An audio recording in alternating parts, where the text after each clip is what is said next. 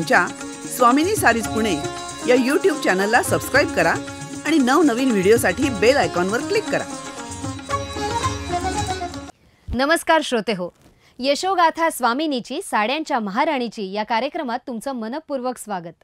मंडळी, पुण्यातील कुमठेकर रोडवरील साड्यांची महाराणी स्वामिनी या दुकानाचे मालक रियाजभाई उर्फ अब्बूजी आपल्याशी गप्पा मारतायत.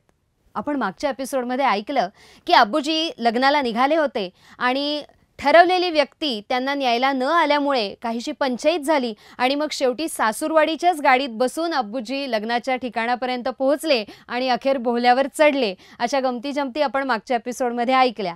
पण आज मला अब्बूजी असं विचारायचं आहे की जो मित्र तुम्हाला न्यायला येणार होता तो फायनली तुमच्या लग्नापर्यंत पोहोचला का आलाच नाही? नाही, तो आला, दिसला मला, का की मी गडबडीत होतो, स्टेजवर बसलो होतो. तो आला, मला हात दाखवला. मी म्हटलं ठीक आहे, मी पोचलो वेळेवर. मग नंतर त्याने सांगितलं सॉरी, असं आहे तसं आहे, परंतु आता जायचं माझ्याबरोबर. दोन्ही जे नवरा नवरी जे आहेत, माझी गाडीतच घरी जायचा. मी म्हटलं ठीक आहे, नाही तर आता मी तो असंच कर म्हटलं. तर मोठ्या भावाचा मित्र होता आणि खूप चांगला माणूस होता तो, परंतु मला त्यालाही उलटून बोलता येत नव्हता. तरी रिस्पेक्टनी त्याला सांगितलं असं करू नको बाबा, नाही तर मी आपल्या रिक्षामध्ये जातो. बर, पण मग वडिलांची काय प्रतिक्रिया होती तो आला नाही म्हणून? वडील तर मध्ये पडलेच नाही त्याची. वडिलाचा हे होता का बाबा दोन्ही लग्न माझे पोरांचे झाले, आता मी सूक्ष्म झालो, म्हणजे डोक्यावरचा वजा जे आहे खाली आला, आता काळजी नाही आहे. बरोबर. पण मग घरी जाताना त्यांनी तुम्हाला त्यांच्या गाडीतून सोडलं? हो. मग लग्न झाल्यानंतर तिथे जेवण होता.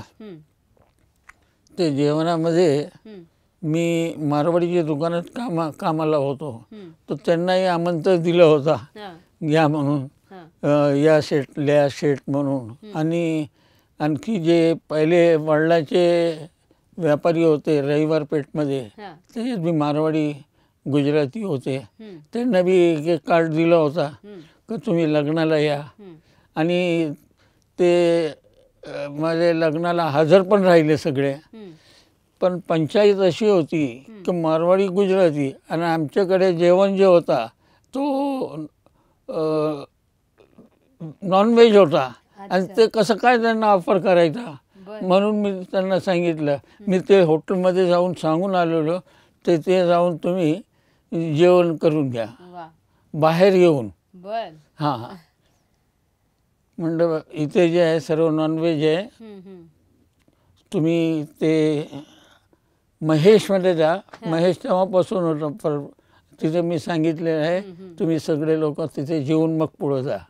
इतकं बोलून मी पुन्हा आपल्या ह्याच्यात आलो. बरोबर.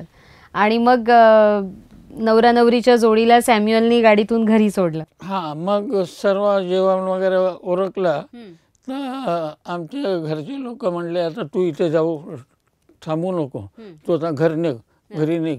मग सॅम्युअलला बोलवलं, म्हटलं चला आपल्याला जायचं आहे. तर सॅम्युअल मला नहीं, ऐसा नहीं, अपने को पहले चर्च में जाना पड़ेगा. मैं बोला ठीक है, चर्च में जाएंगे.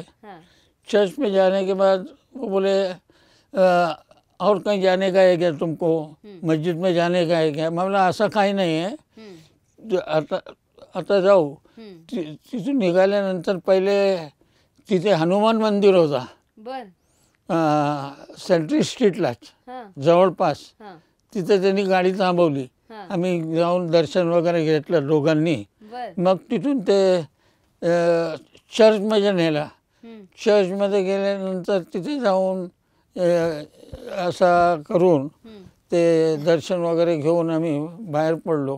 मग मला म्हटलं कोणते दर्गा को जाने का गया? मला नाही रे बाबा, चल ऐसा कुछ नाही आहे. असं करत करत ते त्याला रस्त्यात एक मशीद दिसली, तिथे थांबवलं. मग जाऊन तिथे मैं 2 रकात नमाज पढ़ा, शुक्राने की कि हो गया बाबा जो कुछ होने का था, हाँ अब हमको साथ दे दे अपनी ज़िंदगी के अंदर, वो बोल के वहाँ से भी निकला और फिर घर को गया मैं. अच्छा. तर मंडळी, असा हा गमतीशीर किस्सा आपण ऐकला अब्बूजींच्या लग्नाचा.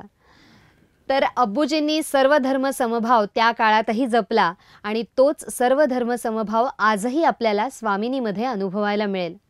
तर या स्वामिनीबद्दलच्या अजूनही काही आठवणी ऐकण्यासाठी आपण भेटणार आहोत पुढच्या एपिसोडमध्ये यशोगाथा स्वामिनीची साड्यांच्या महाराणीची या कार्यक्रमात. नमस्कार. आमच्या स्वामिनी सारीज पुणे या यूट्यूब चॅनलला सबस्क्राईब करा आणि नवनवीन व्हिडिओसाठी बेल आयकॉनवर क्लिक करा.